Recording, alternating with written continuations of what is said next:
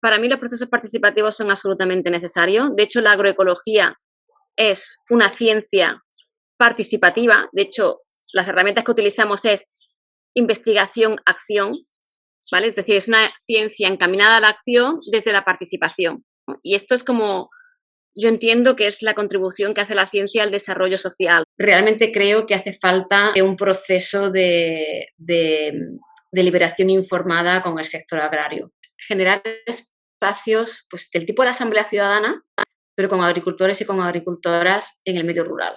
La situación actual, dónde estamos en el futuro y qué opciones tenemos para transitar, ¿no? Y esto discutirlo con ellos y que salga del propio sector cuáles son realmente las opciones de futuro. Valores de solidaridad, de colaboración y cooperación, de colectivo, etcétera, de comunidad, que son fundamentales en una transición ecosocial, donde se ponen en prácticas en el medio rural. Incrementar, mejorar la calidad de vida de las personas productoras, ¿m? Y como decía, hacer las paces, ¿no? En un momento dado entre agricultura y medio ambiente. Bienvenidas y bienvenidos a Ideas para el Gran Giro. En esta ocasión vamos a estar hablando acerca de soberanía alimentaria, esto que tanto se está verbando últimamente, soberanía alimentaria ¿frente a qué? Pues nada menos que la gran intersección de crisis, como ya sabéis, la emergencia climática y el proceso de colapso de la agricultura industrial.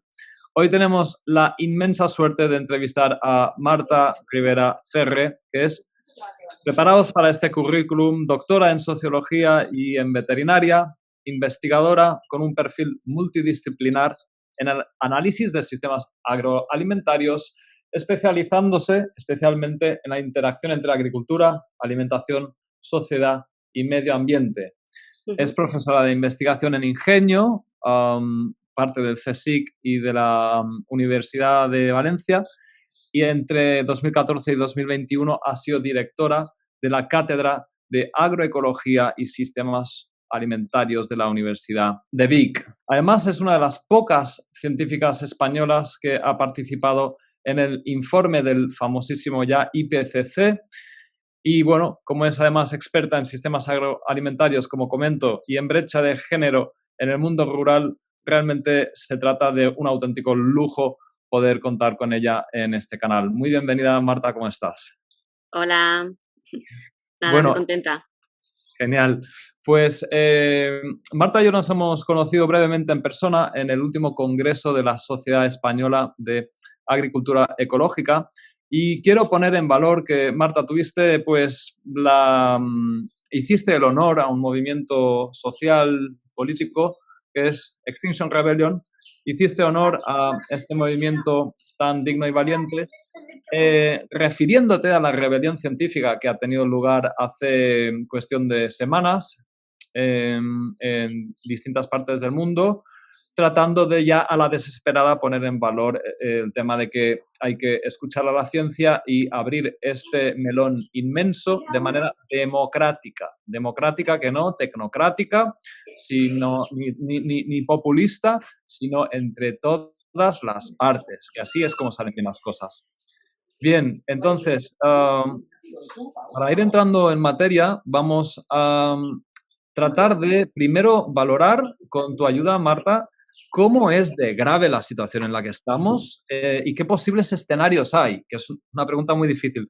Pero bueno, para entrar en eso, permitidme, por favor, un resumen breve de lo que vengo diciendo en los últimos vídeos, que es que estamos en una intersección de crisis climática y ecológica. Y ahora tenemos 51 grados en India a principios de primavera y cuestiones muy impactantes que están sucediendo por todo el planeta. Tenemos también una crisis de insumos y energética. Tenemos una crisis del diésel, como avisa ya de hace un tiempo Antonio Turiel, que afectaría a los tractores que utilizamos para la agricultura industrial. Tenemos una crisis también del gas natural que se utiliza para los fertilizantes nitrogenados, también de la potasa que se utiliza como fertilizante. Hay una complejidad geopolítica inmensa, aún más acrecentada desde la guerra de Ucrania y ojalá que no más guerras en el futuro. Digo, ojalá. Y además tenemos, pues, la verdad que un sistema político poco preparado para una transición agroecológica y una base campesina, pues seguramente también bastante carente para una transición agroecológica rápida. Entonces, esto parece que nos dibuja una situación en la que hay que como que reestructurar todo. Y yo siempre lo digo, porque siempre he pensado así. Hay muchísimas oportunidades positivas si somos capaces de trabajar rápido, deprisa y de manera colaborativa.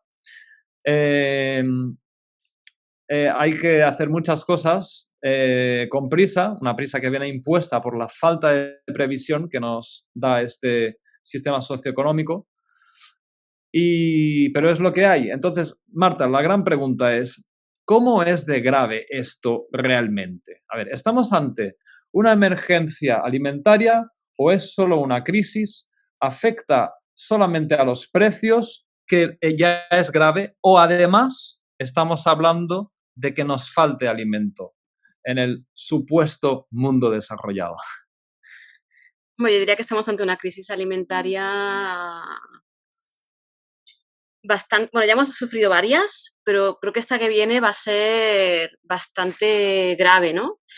De hecho, ayer mismo leía en las noticias que Alemania había recomendado, el gobierno alemán, a los alemanes que compraran agua y comida ante la previsión de falta de alimentos. Y no estamos hablando de Haití, no, estamos hablando de Alemania. Pero bueno, somos ya muchos, ¿no?, los que veníamos diciendo ya hace tiempo que el sistema alimentario industrial es un sistema alimentario frágil, hipervulnerable a muchísimos factores y que en cualquier momento podía colapsar. Y esto a mí no me pilla de sorpresa, ni mucho menos. Podía ser una guerra, como podía ser, de hecho, el cambio climático, que ya ha sido en alguna ocasión. De hecho, la crisis de 2007-2008, que uno de los factores, ¿no?, del incremento de precios en aquella ocasión fue precisamente una parte de ella fue la sequía que hubo en Rusia, que ahora todo el mundo sabe que Rusia y Ucrania son una grande, digamos, canastas de trigo mundial, pero lo sabemos por la guerra, pero los que trabajamos en esto, que ya lo sabíamos, pues ya habíamos sufrido, ¿no?, pues de falta de disponibilidad de trigo en el sistema alimentario en el año 2007, en este caso por el cambio climático fundamentalmente. Pero también hay otros elementos, ¿no? Por ejemplo, es un sistema alimentario que está financiarizado, que cotiza en bolsa, y no se puede jugar con el derecho humano a la alimentación. O sea, el derecho humano a la alimentación es un derecho humano y si lo pones a cotizar en bolsa, pues ocurre que igual que ocurre con la vivienda, que se generan burbujas y juegas, en lugar de con la vivienda de la población, juegas con los alimentos de la población, y jugar con los alimentos de la población es jugar con la vida de la población. Y de esto es de lo que estamos hablando, ¿no? Entonces, bueno, ha pasado por la guerra, que se suma el cambio climático y que se suma a varios factores, y podrá ser también una crisis económica que se derivará de la guerra, que lo empeorará todo, y la inflación, y es que es todo porque el sistema en sí es muy vulnerable. Es un sistema, bueno, que depende de unas economías de escala, un sistema globalizado, que depende del petróleo. Entonces, bueno, esto ya se veía venir, ¿no? Vale, gracias, Marta. Creo que tienes algo muy interesante que contarnos como persona involucrada con el IPCC, que es que recientemente el IPCC está poniendo en valor la soberanía alimentaria, que está en boca de muchas fuerzas políticas, movimientos, sindicatos, personas. ¿Cuál es la base científica a favor de la soberanía alimentaria? Para mí es importante, para comentar qué es lo que señala el IPCC en relación a la soberanía alimentaria, aclarar qué es la soberanía alimentaria, porque como tú bien señalabas, ¿no?, hay fuerzas políticas, sobre todo en los últimos tiempos, pero no solo, ¿no? Pasa que sí que en los últimos tiempos se escucha más, y sobre todo también más ahora a raíz de la guerra, en el que se aborda el tema de la soberanía alimentaria más desde de lo que es el significado de autosuficiencia, sin cambiar el modelo productivo. Y la soberanía alimentaria lo que plantea es una transformación radical del sistema alimentario, basada fundamentalmente en el pequeño campesinado, en los pequeños agricultores, la agricultura familiar y de pequeña escala, con modelos basados en la agroecología, donde el conocimiento tradicional tiene un peso central, mientras que las voces que escuchamos por algunas fuerzas políticas fundamentalmente es un sentimiento sobre todo de lo nuestro, de lo mío, ¿no? De lo patriótico y sobre todo con un sentido, un enfoque de autosuficiencia sin cambiar el modelo, ¿no? Sin cuestionar ni siquiera elementos de solidaridad entre países, que también es muy importante y que la soberanía alimentaria obviamente es central y que el modelo, pues, si de algo se caracteriza el actual, es precisamente por la falta de solidaridad entre países, ¿no? Entre territorios. Entonces, partiendo de esta aclaración que me parece importante, yo y otros compañeros y compañeras que venimos trabajando hace tiempo ya en lo que es la soberanía alimentaria, a la hora de evaluarla, hacíamos, o para poder caracterizarla a nivel científico, lo que hacíamos era señalar que existen 6 dimensiones, ¿no? Entonces, en el informe del IPCC, en todas y cada una de estas dimensiones, que son acceso a recursos, que son el modelo productivo, que es el tema de la comercialización, el tema del consumo, el derecho humano a la alimentación, el tema de las políticas y el tema de género, en todas y cada una de esas dimensiones o pilares de la soberanía alimentaria, hay elementos del IPCC que señalan, ¿no? Y que nos apuntan a que la soberanía alimentaria podía ser una estrategia política, porque la soberanía alimentaria es una estrategia política de mitigación y adaptación al cambio climático. Entonces, por ejemplo, en el ámbito de acceso a recursos, uno de los temas que se plantea fundamental, ¿no? En diferentes capítulos del IPCC, es verdad que, es que parece que es importante una aclaración. En el IPCC, en el capítulo 5, se menciona la palabra soberanía alimentaria, el concepto, ¿no? Desde este enfoque, y se habla de derecho humano a la alimentación, pero lo que yo como participante del IPCC, lo que me di cuenta es que, y como experta en soberanía alimentaria, lo que me di cuenta es que a lo largo de todo el informe hay elementos de estas dimensiones de la soberanía alimentaria que recogen, ¿no? Digamos, esta propuesta política que nos muestra que sería una herramienta para la mitigación y la adaptación, ¿vale? Entonces, el acceso a recursos, como digo, ¿no? Por ejemplo, ¿no? En el informe suelos o en el último informe del grupo 2, que se habla de la necesidad del acceso a la tierra como una herramienta fundamental, por ejemplo, para la adaptación al cambio climático y para favorecer esos cambios en el modelo de producción. Y se hace una mención especial a la necesidad de equidad en el acceso a la tierra, porque las mujeres, como grupo social particular, pues tienen menor acceso a la tierra que los hombres a nivel mundial, ¿no? Luego, por ejemplo, también se habla de lo que es la soberanía de las semillas, ¿no? La necesidad de que los agricultores, las agricultoras vuelvan a tener esa soberanía en relación a las semillas y no depender de las semillas que realmente desarrollan pues grandes comercializadoras, empresas, corporaciones de las semillas, que son las que controlan las semillas a nivel mundial, ¿no? Y que esto obviamente en los últimos años se ha dificultado de una forma y se ha privatizado, ¿no? Todo lo que son las semillas, que en el fondo privatizar las semillas es privatizar la vida, porque las semillas no dejan de ser una fuente de vida, ¿no? Luego está, por ejemplo, en el tema de modelos de producción, se habla directamente de agroecología, ¿no? La agroecología además como una estrategia de cambio en el modelo de producción que nos permite, por un lado, abordar la adaptación al cambio climático y también la mitigación, es decir, capturar carbono, secuestrar carbono de la atmósfera. Y aquí, por ejemplo, nosotros, esto no es del IPCC, pero nosotros hemos hecho un estudio junto con un compañero que se llama Eduardo Aguilera, y hemos analizado cómo sería ¿no? Si es posible o no y qué impactos tendría una transición agroecológica en España. Y, por ejemplo, si se cambiaran la dieta, ¿no? una dieta que se aproximara a la dieta mediterránea, porque nosotros en España nos hemos desviado de la dieta mediterránea, y si hubiera cambios en el manejo, en la parte productiva hacia la agroecología, estaremos capturando 24 millones de toneladas de CO2 equivalente al año. O sea, que realmente no solamente dejaría de ser emisor, sino que la agricultura es el único sector que tiene la capacidad no solo de dejar de emitir, sino de capturar carbono, ¿no? O sea, que realmente debería estar en el centro de las políticas de cambio climático.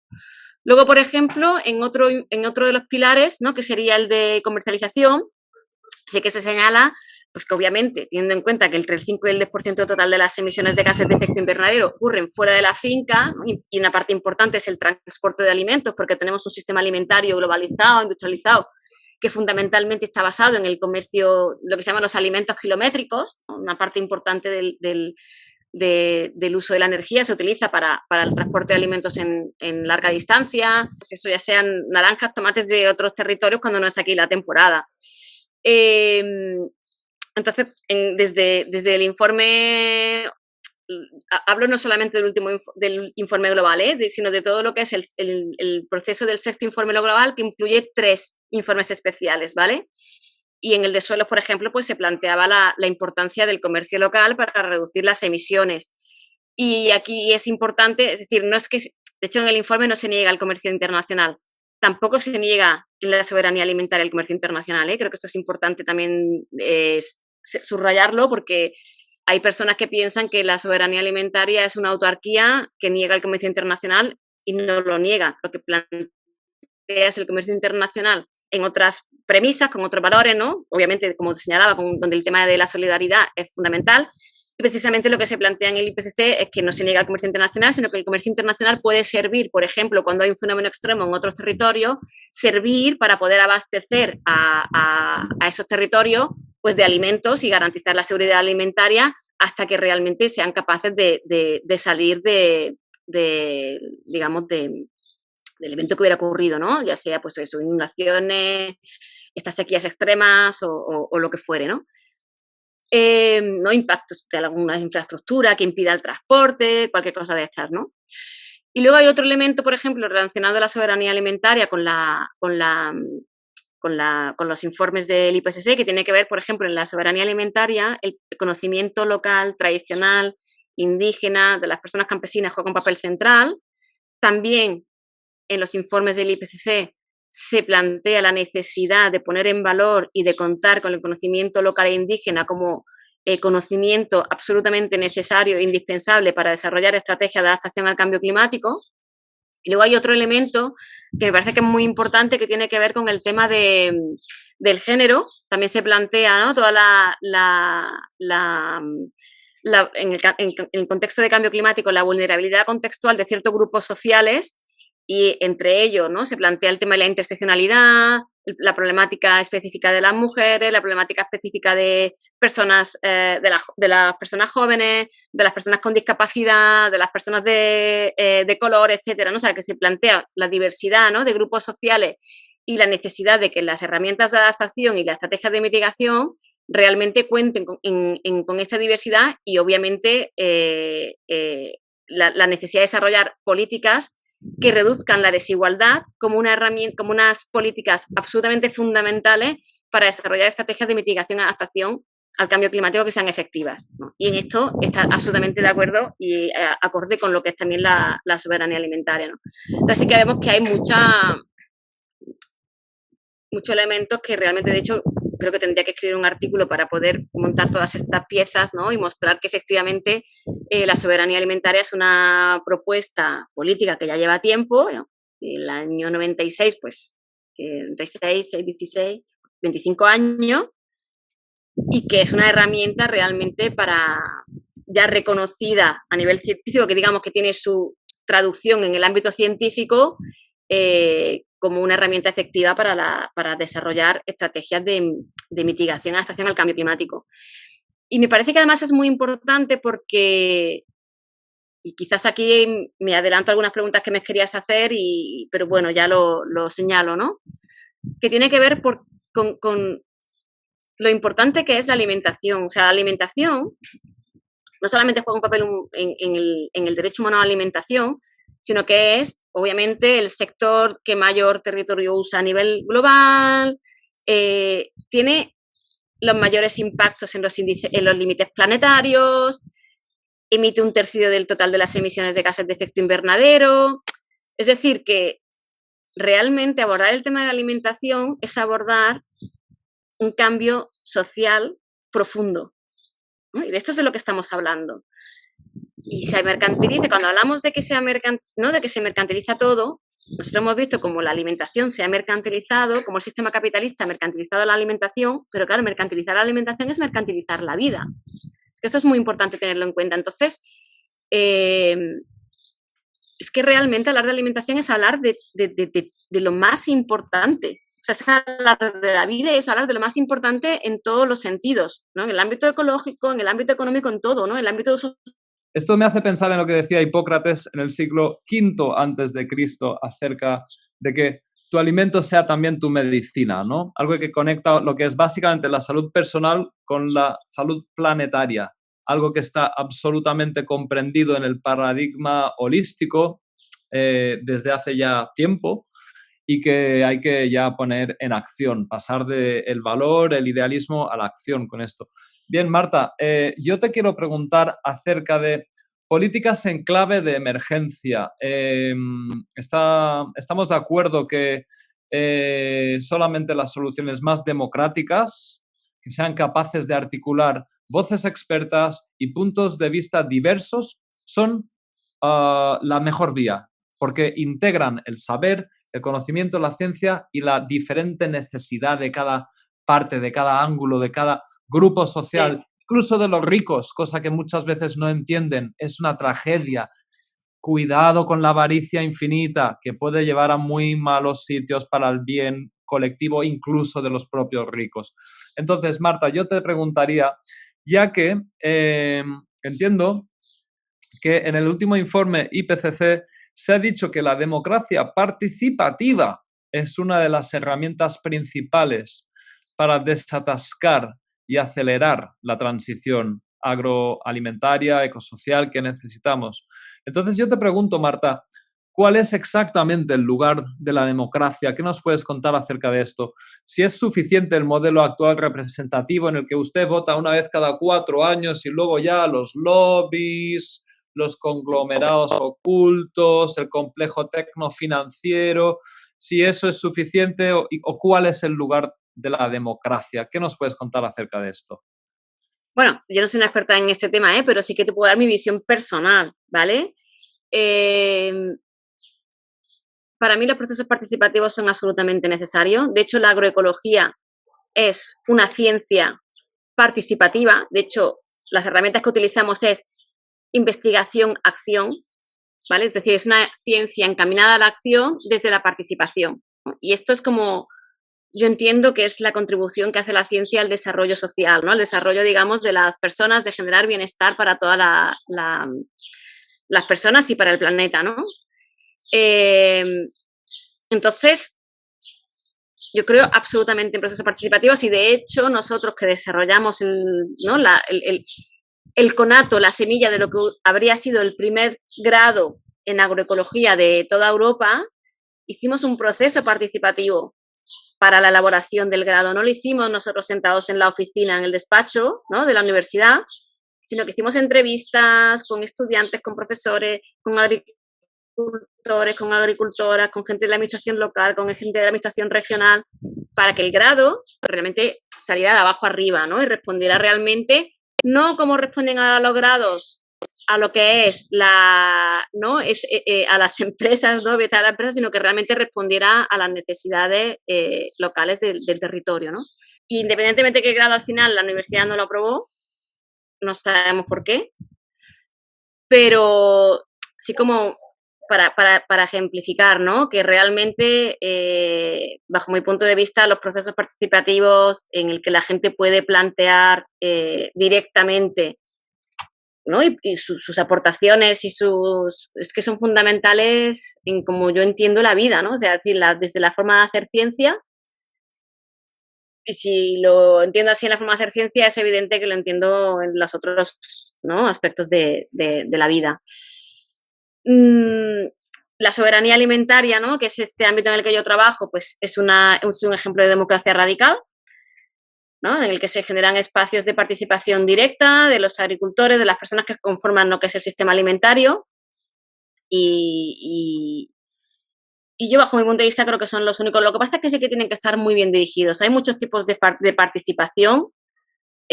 Cuando se habla de participación, ¿no? Y tiene que ser proceso muy bien facilitado, en el que se den voz a todos los diversos sectores de la sociedad, porque si no le podemos poner sello de participativo a cosas que al final estás participando unos cuantos y no estás cambiando, digamos, las dinámicas de poder. Una cosa ahí importante, Marta, porque me encanta esto, no podía estar más de acuerdo. Tú sabes perfectamente que se acaba de celebrar una asamblea ciudadana por el clima, que ha sido, bueno, muy interesante en cuanto a resultados, pero profundamente criticada por Extinction Rebellion y, bueno, Greenpeace, Ecologistas en Acción y todo lo que es la marea deliberativa, vamos, todos los movimientos que están tratando de poner en valor la democracia participativa. Y una de las cosas que más ha fallado es que la Asamblea no tenía autonomía para convocar, aparte de la pésima divulgación del proceso, pésima y vergonzosa, no ha tenido soberanía para convocar a las partes expertas que se quisieran. Y esto, hoy en día, con la crisis del sentido de realidad que hay, que la posverdad está en niveles de profundo delirio y están pasando muchas cosas que hace muy complejo saber qué está pasando. Hoy en día, más que nunca, tenemos que poder tener procesos realmente soberanos. O sea que quería aprovechar para insertar eso. Y también decir que, bueno, en el Congreso de la Sociedad Española de Agricultura Ecológica hubo un momento de mucho aplauso y aprobación de comentarios que se hicieron al respecto de las asambleas ciudadanas por el clima, ¿no? Bueno, perdona que te haya interceptado ahí.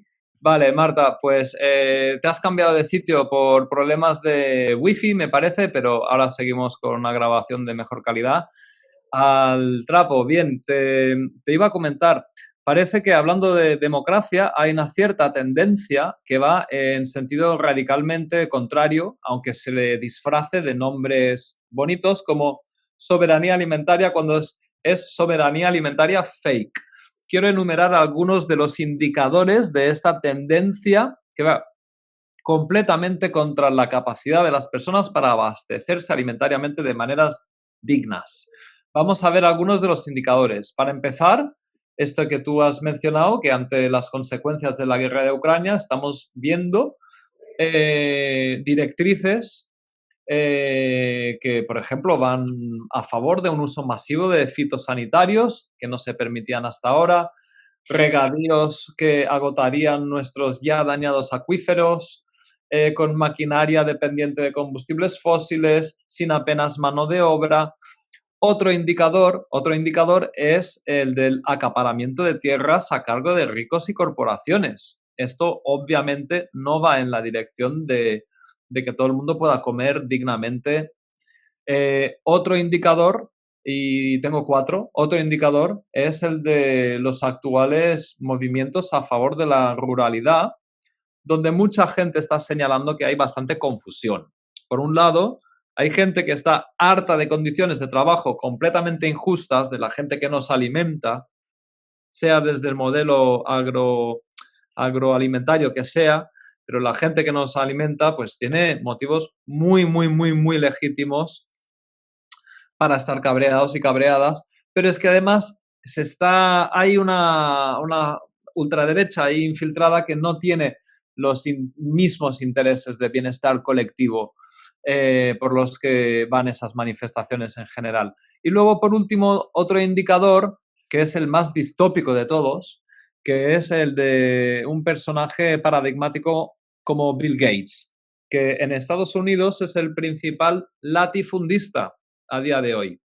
Y que si miramos un poco lo que están haciendo las empresas Big Tech del GAFAM, el GAFAM, ¿no? Google, Apple, Facebook, Amazon, Microsoft, parece que hay una enorme, terrorífica tendencia de tecnócrata, de neofeudalismo tecnológico, que en el caso de Bill Gates y algunos otros se junta, y de Jeff Bezos también, se junta en una especie de tecnolatifundismo extraño que parece una broma de mal gusto, pero es que está sucediendo. Entonces, ante todo este esperpento, vaya, aparece una cosa que a mí me ha encantado y en la cual tú tienes bastante que ver, que es la declaración por un sistema alimentario basado en la agroecología y la soberanía alimentaria. Por favor, si no conocéis esta maravilla, seguramente la conocéis muchas personas, pero está aquí abajo adjunto, miradlo en el texto del vídeo. Esta declaración ha sido firmada por más de 500 organizaciones.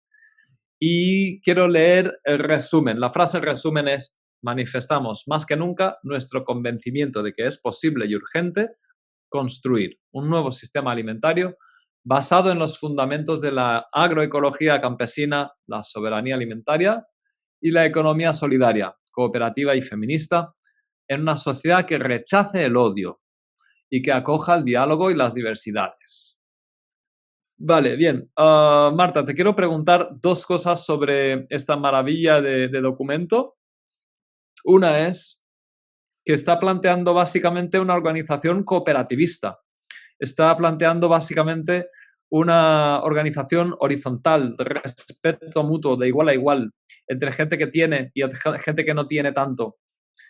Y que yo creo que esto existe en España, hay una base, pero no está interiorizado, ¿no? Entonces, ¿qué tiene que pasar en la sociedad para que avancemos en esa dirección? Y me pregunto también si este manifiesto que han firmado más de 500 organizaciones se tiene que quedar ahí, o si a lo mejor puede dar lugar a otros pasos como quizás una plataforma de presión política u otros pasos organizativos. ¿Qué tiene que pasar para que este manifiesto por la soberanía alimentaria consiga atender a las necesidades de todas las personas? Bueno, yo creo que aquí hay varias cosas, ¿no? Este manifiesto sale en un momento, de hecho sale en un momento preocupante, ¿no? Para las personas que trabajamos en temas rurales y soberanía alimentaria en el Estado español, que es ese acaparamiento, si quieres, de discurso que tiene ahora mismo la extrema derecha con respecto al medio rural, ¿no?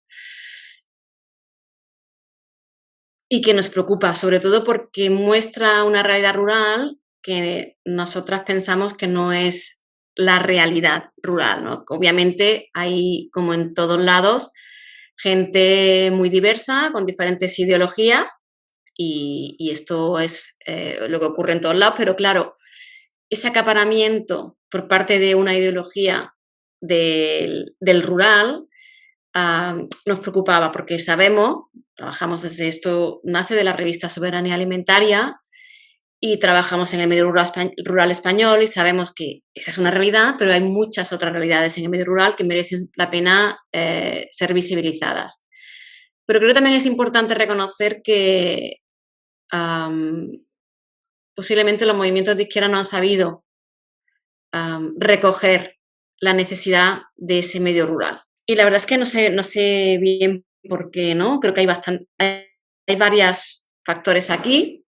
En cualquier caso, no se entiende.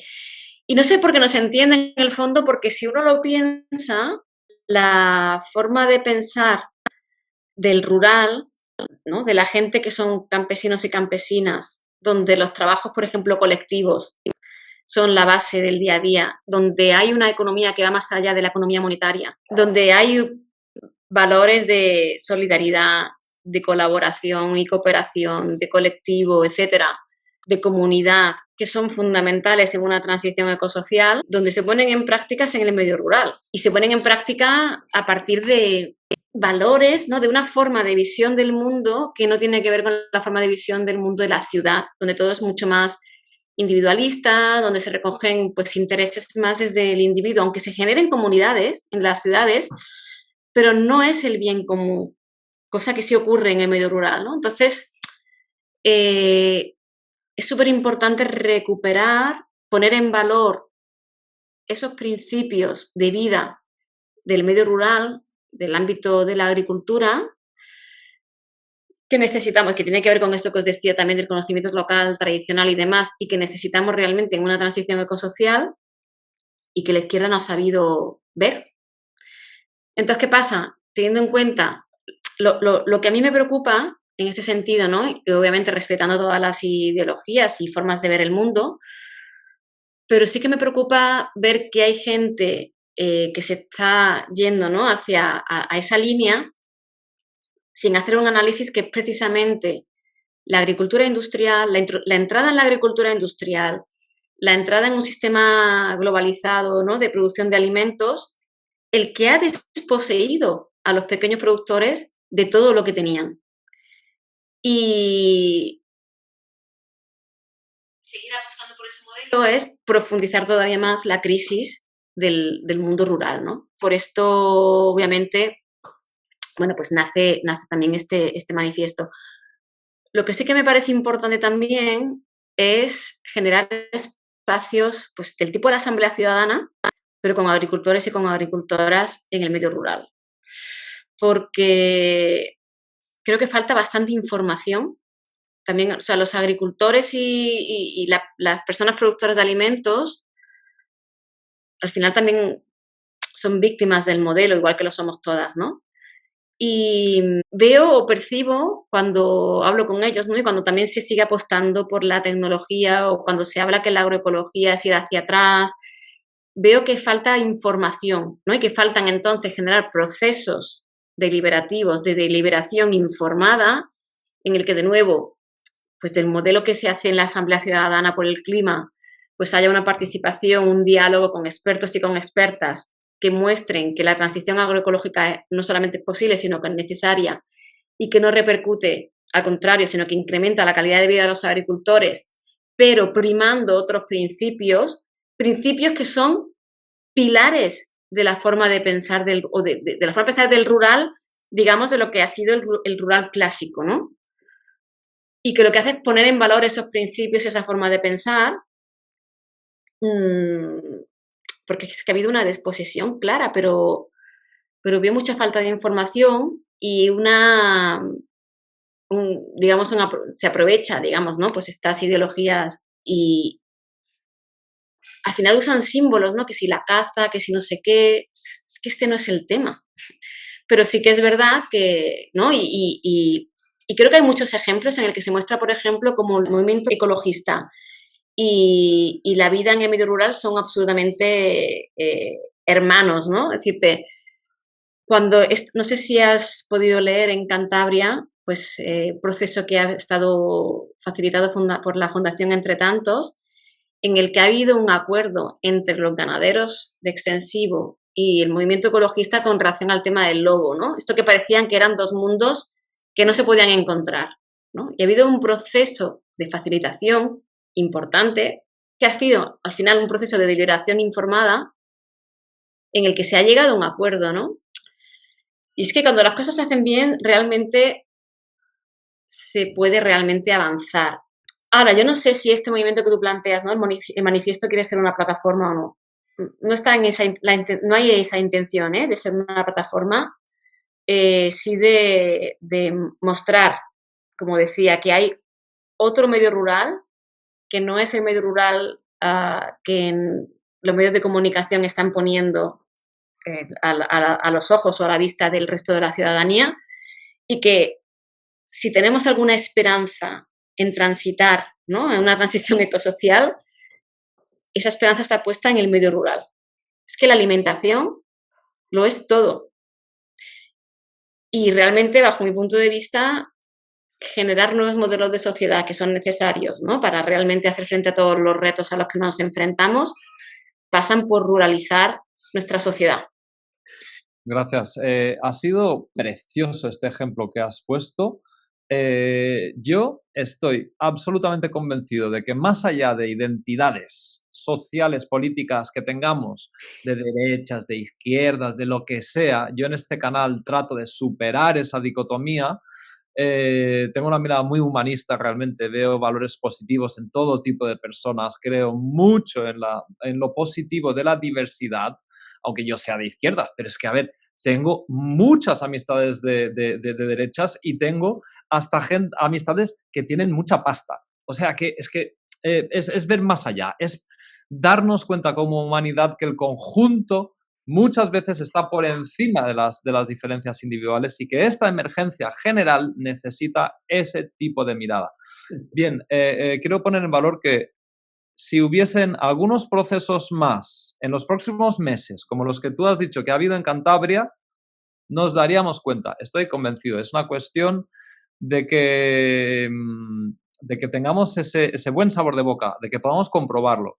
Bien, Marta, pues a ver, yo en este canal me muevo entre diferentes escenarios. Unos escenarios más amables y suaves en los que tenemos a lo mejor 5, 10, 15 años para hacer los superprocesos que necesitamos hacer.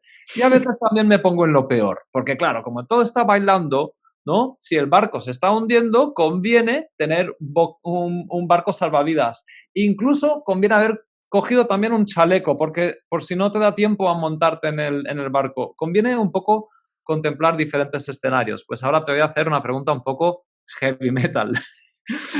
Tú imagínate algo terrible. Imagínate que de alguna manera se dispara la crisis del diésel, de los insumos, y que viene otra tormenta Gloria o quién sabe qué, y que nos afecta seriamente la capacidad para alimentar al país en este mismo momento, o cualquier país, ¿no?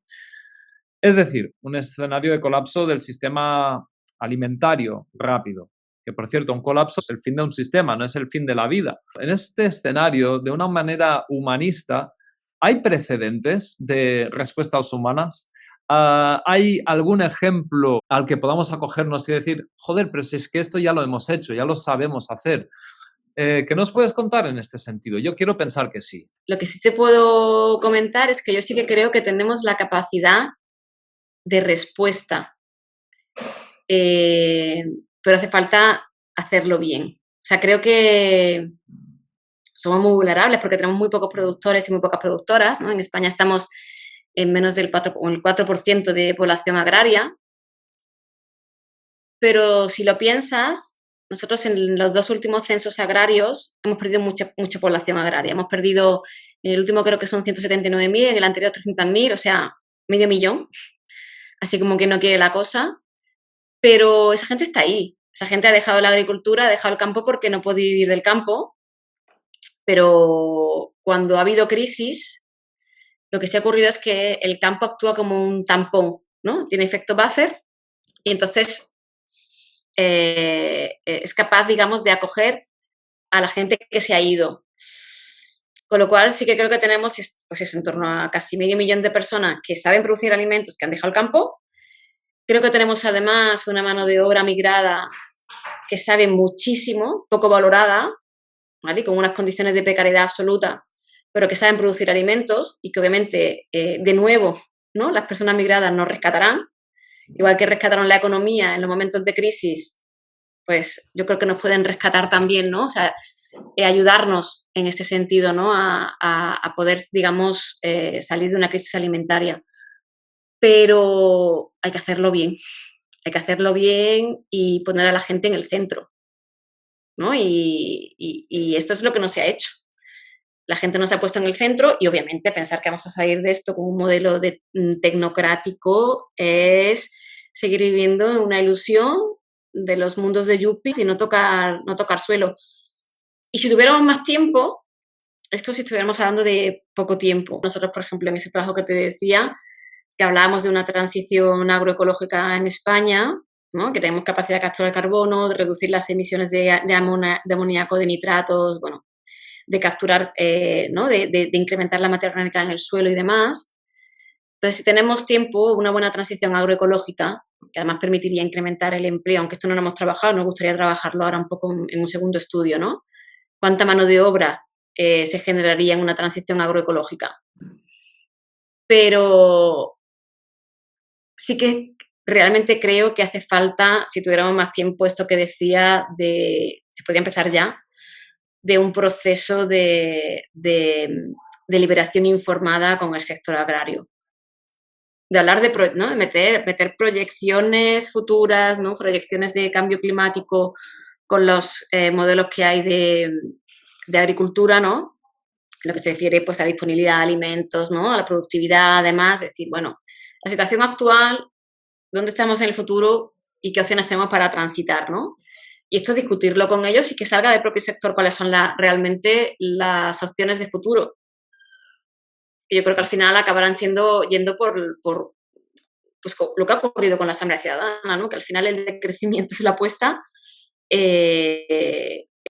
porque también a nivel científico los datos nos dicen que tenemos que ir por ahí. Todo cuadra menos la avaricia de unos pocos que si tienen la amabilidad, la empatía, la humanidad, la sabiduría de una vez, de soltar un poco, de dar un paso atrás, podremos estar todos y todas bien. Está por ver que se entienda eso.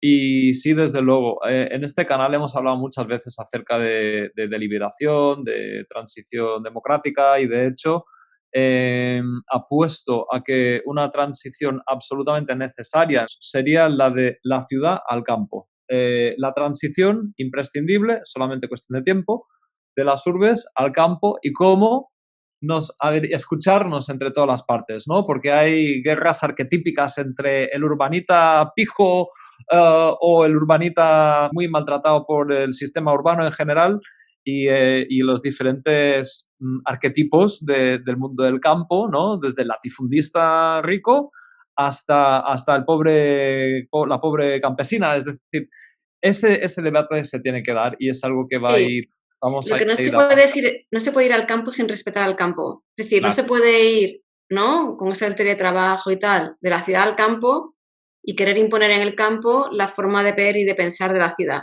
Esto es lo que no sería, lo que no es posible, vamos, ni sería deseable.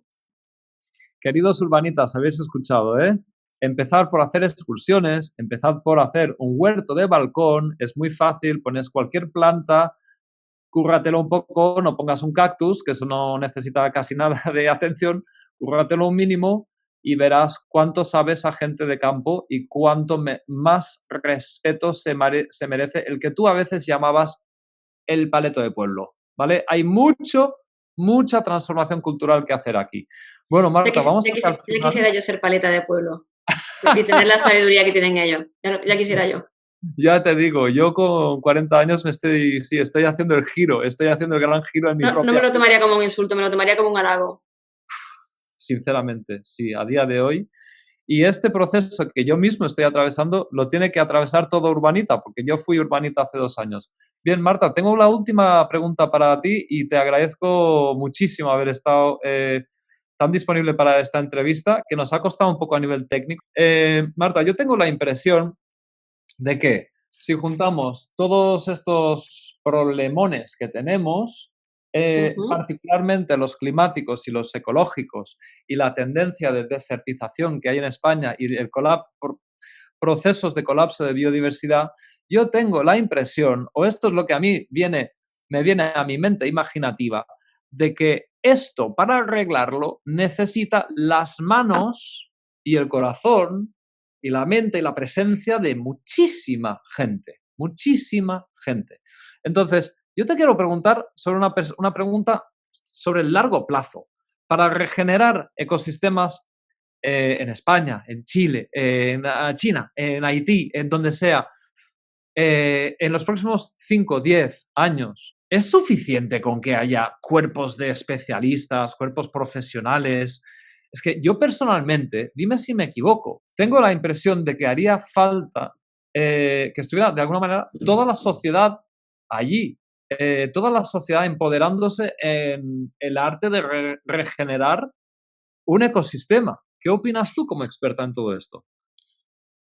Bueno, para regenerar hace falta gente seguro, pero sobre todo, bajo mi punto de vista, para regenerar hacen falta agricultores que trabajen desde la agroecología.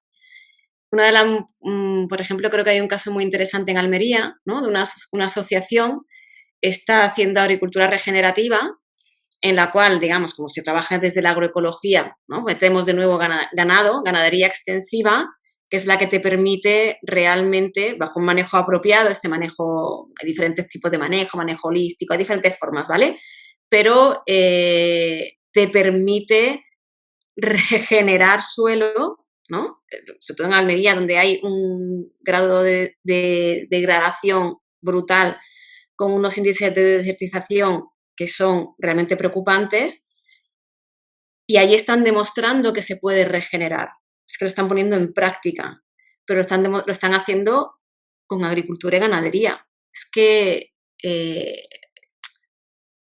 hay que poner en valor todos los ecosistemas, no solamente los ecosistemas, ¿no? Los ecosistemas naturales son súper importantes, juegan una labor muy importante, pero es que hay, por ejemplo, ecosistemas de montaña en el que precisamente la biodiversidad que hay es debida a la ganadería extensiva. Entonces, esto, donde hay bastantes datos científicos, es importante tenerlo en cuenta. Es que no son necesariamente los ecosistemas vírgenes los que tienen más altos índices de biodiversidad. Es que los ecosistemas de montaña, que son en muchos territorios donde nos encontramos mayores índices de biodiversidad, son lo que son, entre otras cosas, obviamente, porque hay una ganadería extensiva. Entonces, yo creo que para regenerar ecosistemas hace falta volver o hacer las paces, si quieres, ¿no?, entre los ecosistemas y la agricultura, volver a esta agricultura que comentaba, ¿no?, que se trabaja desde la agroecología y que son múltiples formas de producción, o sea, que son rotaciones, que son, ¿no?, en el caso de los hortícolas, pues, ¿no?, asociaciones de cultivo y demás, de agricultura extensiva, en lo que se refiere al olivar, lo que se refiere al cultivo de las almendras y demás, ¿no?, que son sistemas agroforestales, o el caso de la dehesa, que son sistemas agrosilvopastorales en los que hay son sistemas mixtos de producción en los que la agricultura, la ganadería, los sistemas de bosque juegan, digamos, un único ecosistema, pero claro, hace falta desintensificar. Y la gente podrá decir, ¿y si desintensificamos produciremos menos alimentos? Y entonces podremos morirnos de hambre. Y entonces lo que nosotros sabemos es que primero que el sistema industrial genera excedentes y parte de ese excedente, digamos, aparte que genera excedentes, por otro lado, el desperdicio alimentario es fruto de esa crisis de sobreproducción del sistema alimentario, es decir, que realmente tiramos un tercio de lo que producimos para 12.000 millones de personas, producimos muchísimo más de lo que realmente la población mundial, nosotros en España producimos muchísimo más que para la población española y tenemos capacidad de sobra para desintensificar. Digo que en otros territorios haya que intensificar, ya veríamos cómo se habría que hacer esa intensificación, pero aquí lo que tenemos es una necesidad urgente de desintensificar y reducir los impactos ambientales asociados a la producción de alimentos. Incrementar, mejorar la calidad de vida de las personas productoras, y, como decía, hacer las paces, ¿no?, en un momento dado entre agricultura y medio ambiente. Aunque esto es lo que se ha perdido en los últimos años con la intensificación de la agricultura, ¿no? O sea, la agricultura se ha hecho enemiga del medio ambiente y ha sido una de las grandes causas, o el sistema alimentario en su conjunto, no solamente la agricultura, de grandes impactos ambientales, incluidas las emisiones. Pero es que la agricultura no tiene que ser enemiga del medio ambiente, la agricultura es amiga del medio ambiente. Forma parte más, por eso hablamos en agroecología de agroecosistemas, son otros ecosistemas, y los paisajes en mosaico que forman parte de nuestra historia son agroecosistemas en el que, mediante la intervención humana, podemos producir alimentos en ecosistemas respetando esos ecosistemas, ¿no? Y esto es absolutamente posible, y en España es absolutamente posible. De hecho, en España se ha perdido superficie agrícola útil y ha incrementado la masa arbórea. Nosotros hemos ganado superficie forestal en detrimento de superficie agrícola. O sea, que incluso tendríamos capacidad, si quisiéramos, de incrementar la superficie agraria para producir alimentos si fuera necesario. Pero nosotros lo que hemos mostrado en el estudio que te comento es que seguiríamos produciendo alimentos para toda la población española de una forma agroecológica. Tenemos la capacidad de producir alimentos para toda la población española produciendo de forma agroecológica. Es posible, y lo que hay que hacer es ponerse las pilas y hacerlo, ¿no? Transitar, ¿no?, esa transición ecosocial que incluye la transición agroecológica. Muchísimas gracias. Esto ha sido realmente inspirador, fascinante. Has dado una enorme cantidad de datos desde una mirada informadísima y muy inclusiva. Bueno, Marta, darte las gracias. Ha sido un honor tenerte en el canal. Nada, a ti. Y bueno, continuamos. Son tiempos apasionantes. Muchas veces parece ser que la historia de la sociedad se parece a esos guiones en los que hay un nudo, una crisis dificilísima que ha de resolverse y gracias a la cual las cosas, a pesar de las dificultades, los retos, el héroe y la heroína casi se mueren en el último momento, pero todo sale bien al final. Bueno, no todo va a salir bien, pero casi todo lo que necesitamos, lo esencial para vivir bien, suficientemente en respeto, suficiencia y disfrute, goce, paz, creatividad, lo tenemos si queremos. Es cuestión de un poco de empatía, inteligencia, deliberación, escucha, reflexión y mucha humildad para regresar a lo bueno de los tiempos anteriores con lo mejor, el respeto de los tiempos presentes. Bueno, lo dicho, Marta, muchas gracias y Nada, seguimos. a ti, Esteban. Un saludo. Venga, hasta otra.